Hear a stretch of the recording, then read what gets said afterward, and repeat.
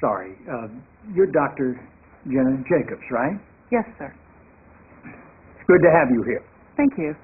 The awesome impact of the airwaves and how that translates into the furthering of our national discussions, but obviously also how it can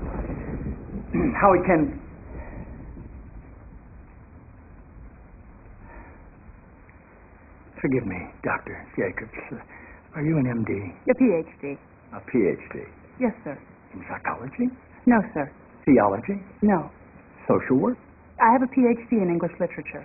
I'm asking because on your show people call in for advice and you go by the name Dr. Jacobs on your show, and I didn't know if maybe your listeners were confused by that and assumed you had advanced training in psychology, theology, or healthcare. I don't believe they are confused. No, sir. Good. I like your show. I like how you call homosexuality an abomination. I don't say homosexuality is an abomination, Mr. President. The Bible does. Yes, it does.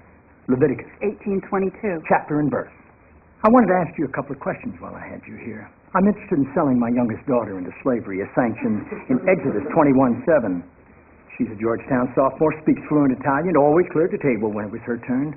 What would a good price for her be? While thinking about that, can I ask another?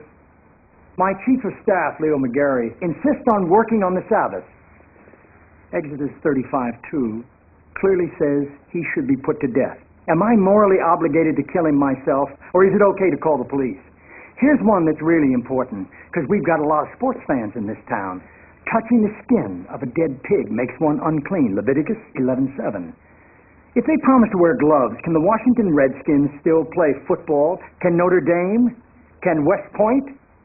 Does the whole town really have to be together to stone my brother John for planting different crops side by side? Can I burn my mother in a small family gathering for wearing garments made from two different threads? Think about those questions, would you? One last thing.